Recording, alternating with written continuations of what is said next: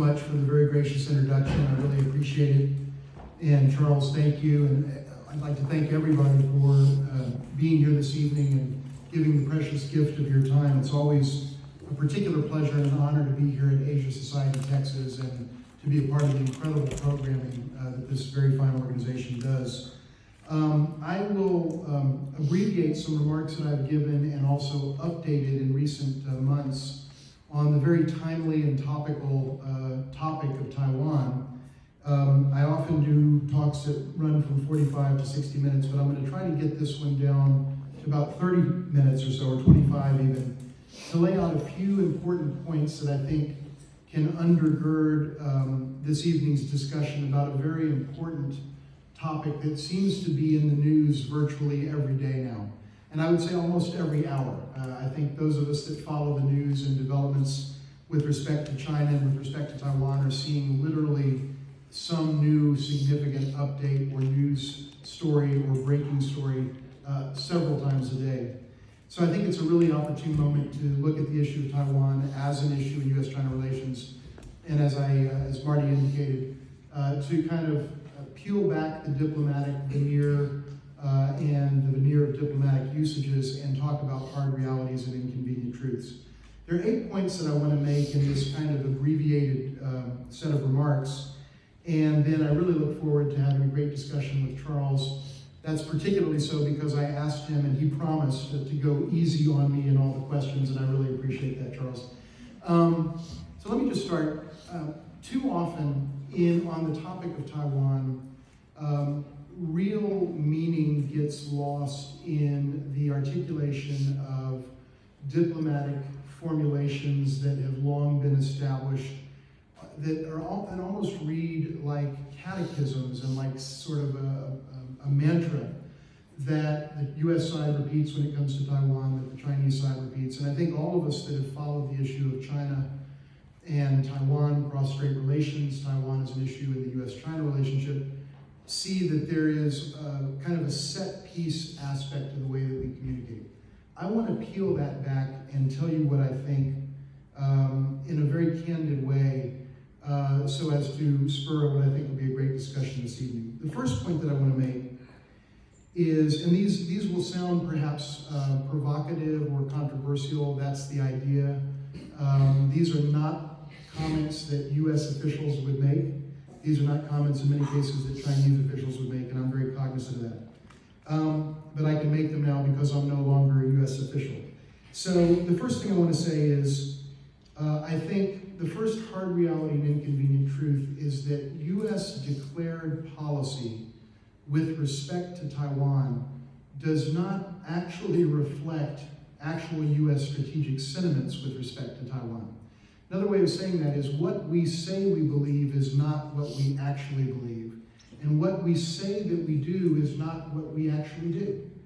And when China points out, as representatives of China often do, that, hey, you're departing from your stated policy, the United States says to China, you're wrong. The truth is, China's right. The fact is, our policy in some very fundamental ways, and I'll just give you one example, does not reflect the reality of what we think. I'll give you the most profound example of this, I think, is underscores everything else about the way that the United States approaches Taiwan. As a matter of policy, the United States says that we embrace the Taiwan Relations Act, the 3 communiques, the 6 assurances, that we want to see peaceful resolution, not peaceful reunification, but peaceful resolution of the cross-strait issue in a way that accords with the will of people on both sides of the strait so that no one is coerced or forced into doing something that they don't want to do. And within those constraints, it's up to people in the mainland and Taiwan to decide what their future should look like. And what that means, according to U.S. declared policy, is that if the people of Taiwan were to wake up one day and decide they wanted to be unified or, quote, reunified, as the mainland would put it, with China, that would be okay. And the truth of it would be okay with the United States. That's what our declared policy says. The truth of the matter is, it wouldn't be okay. The United States does not want to see reunification, period. Now, we don't say that. We don't say that as a government. But I would argue that the best single-sentence summary of U.S. policy toward Taiwan is within the constraints of maintaining formal diplomatic relations with the mainland and not extending formal diplomatic recognition to Taiwan. Within the constraints of that, we, the United States, will do everything in our human power to prevent reunification from ever occurring. That is the reality. In my judgment, my opinion, that is the reality of U.S. policy. That is not what we say, but it is, in my judgment, what we do. And when the Chinese say, we perceive that that's what you're doing, frankly, they're right. So that's the first hard truth and inconvenient reality. Second point that I want to make is that I think there is a perception in China that the U.S. approach to Taiwan, which is to say U.S. policy toward Taiwan, is binding on the United States executive branch, on the U.S. government. When we use the term government in this context, we're talking about the executive branch of the United States, which has the constitutional prerogative to conduct U.S. foreign policy. Well, the truth of the matter is our policy is not binding on us for one simple reason. We decide what our policy says and what it doesn't say, and what our policy permits and what it doesn't permit. So almost, I would say definitionally or tautologically, if we say that this action is in accordance with U.S. policy, then by definition, it is in accordance with U.S. policy, even if it is not. And so when the Chinese often say, well, wait a minute, you're departing from your one China policy, when you're departing from your historic approach, we, the United States, say, no, you're wrong. Everything we're doing is established U.S. policy. Nothing has changed. Nothing to see here. But the truth is, it has changed. And the reason it's changed is because the U.S. government itself isn't bound by its own policy. The U.S. government is bound by law, but it is not bound by policy. It can change that policy. And I often point out to my Chinese friends that whether the United States is straying from its policy ultimately is a judgment for the United States to make, because it is for the United States to determine what our policy is. And I think that that has been a hard reality for Chinese observers to accept, because they tend to come at the issue in terms of Taiwan as, we understand your policy to be this, we expect you to adhere to it, and when you, the United States, don't adhere to it, we, the Chinese, are confused by that and sometimes angered. But the reality is the policy is a policy. It is a guideline, and it can shift, it can change, it can evolve with circumstances, and that is a reality, and one that I think has been a bit of a bitter pill for Chinese interlocutors to come to understand. The third point that I want to make relates to Congress. If we can say that U.S. policy toward Taiwan, I'm talking about executive branch policy toward Taiwan, doesn't bind the executive branch, then you can sure as heck understand it doesn't bind the United States Congress either. And therefore, the United States Congress can do pretty much what it sees fit to do. And if that's having Speaker Pelosi visit Taiwan or having any other member of Congress visit Taiwan, there is no inherent reason that these members of Congress can't do that. They can go, like all Americans, wherever U.S. law allows, and whether or not that accords with U.S. executive branch policy in the view of the Chinese or anyone else is really irrelevant, because constitutionally and pragmatically, the executive branch has no power to bind Congress when it comes to matters like visits or obviously legislation. And so the Chinese often will say, well, Speaker Pelosi went to Taiwan, how could that happen? This is a flagrant violation of U.S. one China policy. How could you allow that to occur? Of course, a lot of people in China have only recently come to understand, or may still not understand, the U.S. president simply doesn't have the constitutional authority to prevent such a visit from occurring, because of the division of powers, the separation of powers, and the fact that Congress has the ability, de facto and de jure, to do what it sees fit. So what I've said in the first 3 points that I've made is that we don't mean what we say. What we say doesn't bind the executive branch, and what we say doesn't bind Congress either.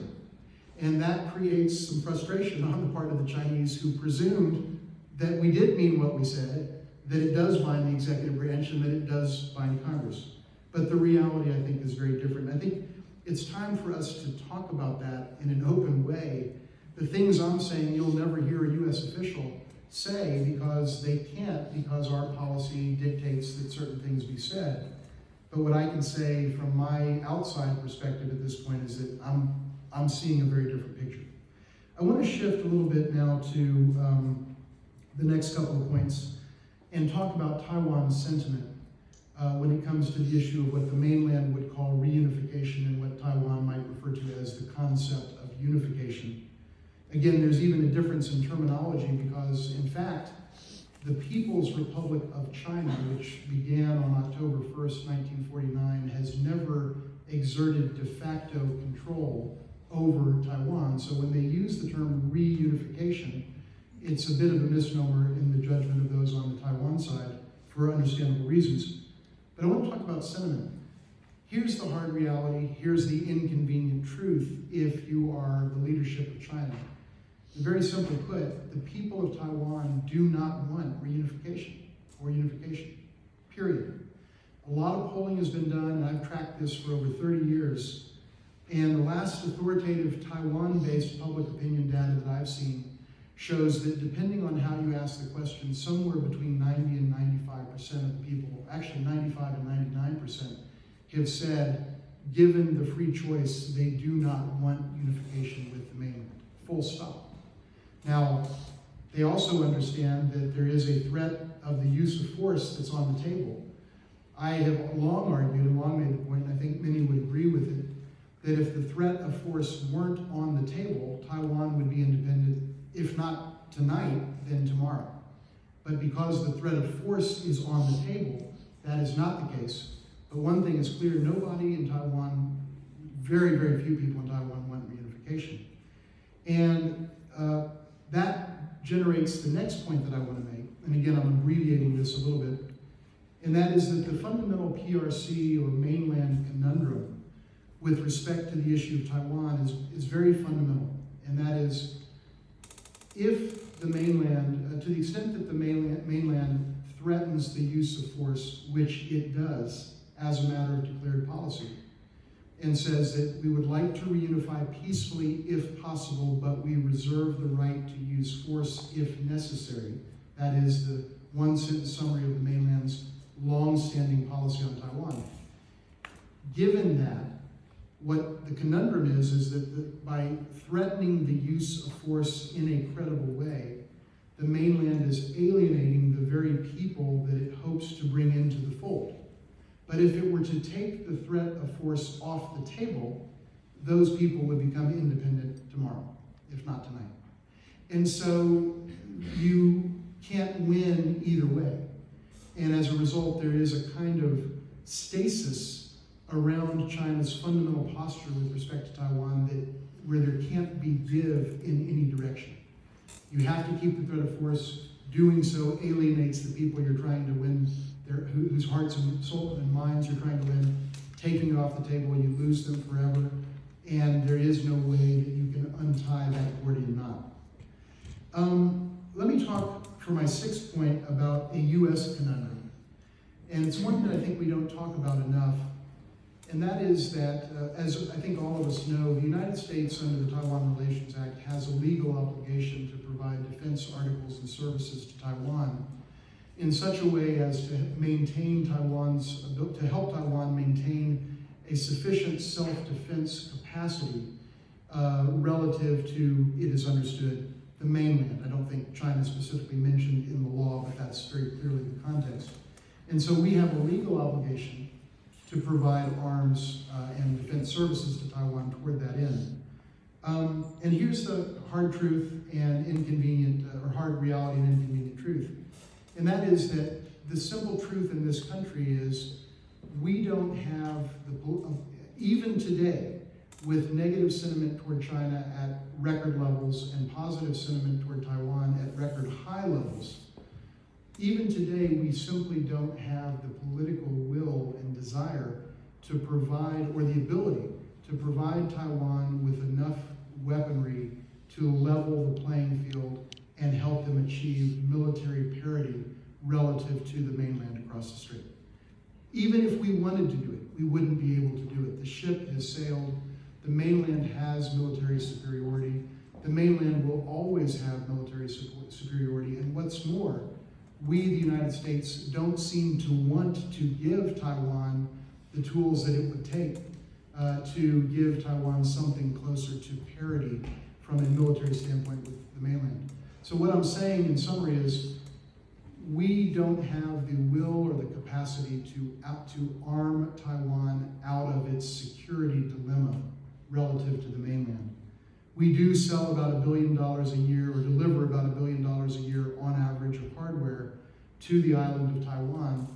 Obviously that angers the Chinese, but we as a nation do that. I think it is something that does stabilize the cross-strait dynamic, and it's something that I think is worth continuing to do, but it doesn't balance the ledger, and we have to come to terms with the fact that that military balance of power is always going to have a disparity that is sharply in favor of the mainland and that works to the disadvantage of Taiwan.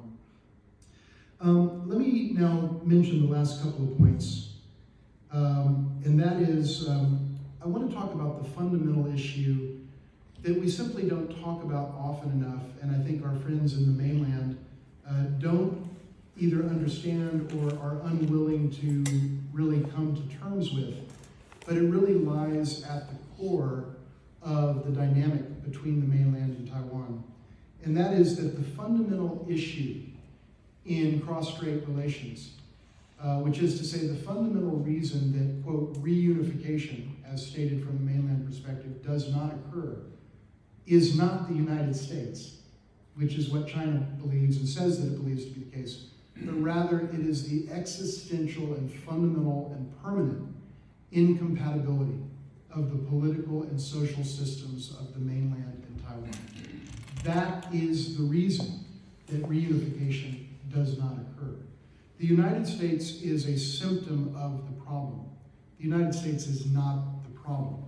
And many of my very good Chinese friends would strongly disagree with me, at least initially. But as we kind of peel back the layers of the onion and look at the dynamics and look at the polling data and so on, what I think becomes very clear is that it is the existential incompatibility between the two systems that causes there to be effectively a permanence to the state of affairs and to the status quo that we have now. The U.S. adds gas to the fire. The U.S. sells arms to Taiwan. The U.S. has its Speaker of the House visit Taiwan, or perhaps see President Tsai Ing-wen in the United States in April, and so forth and so on. And all of that adds fuel to the fire, but none of that is the fundamental reason that this doesn't happen. I'm probably the only person that's actually pointed out one particular aspect of this. And that is, if you look at Article 1 of China's constitution, and you look at Article 1 of Taiwan's, or the, quote, Republic of China's, unquote, constitution, what you'll find is that there is a fundamental and irreconcilable incompatibility in the two Article 1s. China's system under Article 1 is a socialist system that refers to itself as a people's democratic dictatorship. The noun that China uses to describe itself, its own term, is dictatorship. That's the word in English, in China's official English, and in China's Chinese for the system that they have, a people's democratic dictatorship.